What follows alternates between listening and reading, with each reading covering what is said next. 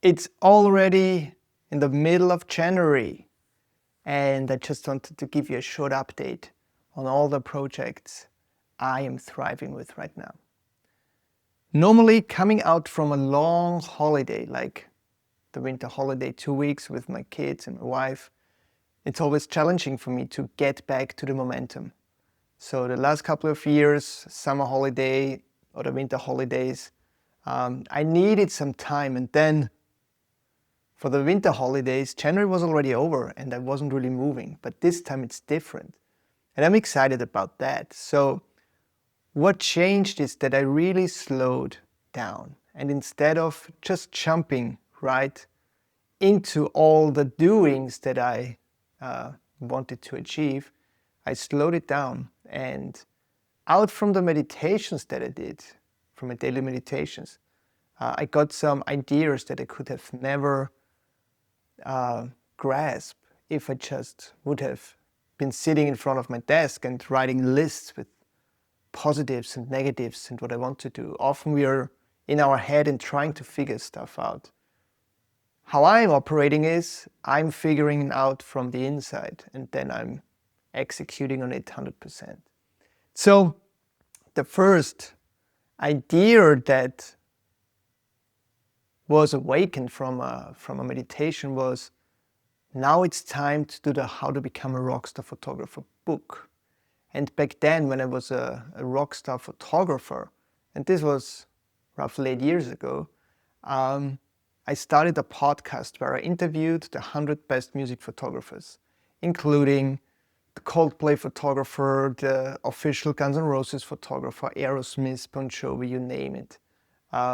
And there were also guys who was touring with Led Zeppelin in the 70s, or even were attending Woodstock back then in 69.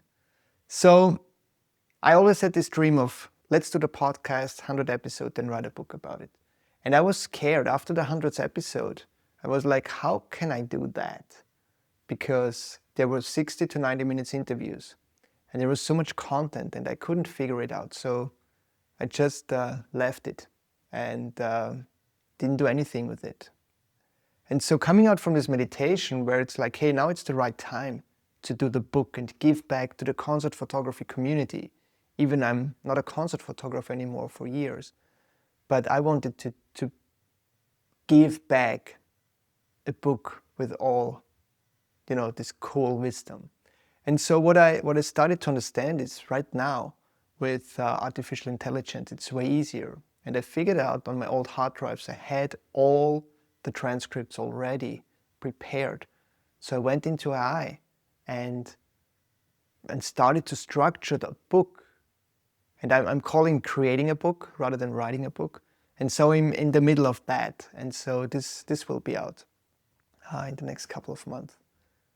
And then, also again from a meditation, I had this intuition of, there is another book around the corner. And Alex Goldau, my colleague, my dear friend, my brother from another mother, whom I'm having built a really special relationship, because we exchanged WhatsApp voice messages for the last 4.5 years, multiple times a day. And so I was calculating, it's like over 6,000 WhatsApp voice messages, but we're talking about how to build a thriving coaching business, how to deal with the drawbacks that we had, the setbacks and the challenges, how to get the best out of your family and of your building your business, and how to have time for yourself, and all these topics that are relevant to us, we were talking about. And so I got back to Alex and I said, you know what? There is so much wisdom. Let's write a book, or let's create a book about it. So the first challenge was how to get these 6,000 voice messages into transcripts. And with the help of AI, I figured out I can do it on my computer. The computer ran like 2.5 days. And now I have 6,000 transcripts equals like 1.2 million words. And now the idea is to structure this book and make it a really special one, where we want to share the whole journey, the real talk, what we actually went through. And then the climax is kind of that we met in Hawaii at our coach JP Morgan's place together, and I saw Alex the first time. And so there is a lot of great stuff in these voice messages that we want to structure and bring it out and share with others so that they can learn from. So these are the two book projects. And then also again in a meditation, I had this feeling that I need to start a men's circle. And it's quite funny because in 2020, when COVID hit and the music photography business was dead, I decided I want to start a new project called Deadpreneur. And I was working on it for 1.5 years. I started a podcast. I had already 9 episodes, unpublished episodes. And I wanted to get it out, to publish it. And I can remember, I don't remember the date, but it was a Sunday. I wanted to launch it on Monday. And on Sunday I was sitting there and was thinking, now it's not the right time. This project is not going to happen. And I just canceled everything after 1.5 years of work. Podcast never came out. And my path led me to something different. And now 6 years later, I'm sitting here with this idea, hey, let's create a men's circle. A space for men, for entrepreneurs, for dads. And I started to communicate this like 10 days ago with one of my dad friends in front of the school where we picked up our kids. And I just mentioned that I'm doing a men's circle. It's a 1-day in-person program. And he said, oh, he wants to be in. And it's like, okay, cool. And I asked another dad the next day. And he said, yeah, count me in. I'm in. And I thought, okay, that's interesting.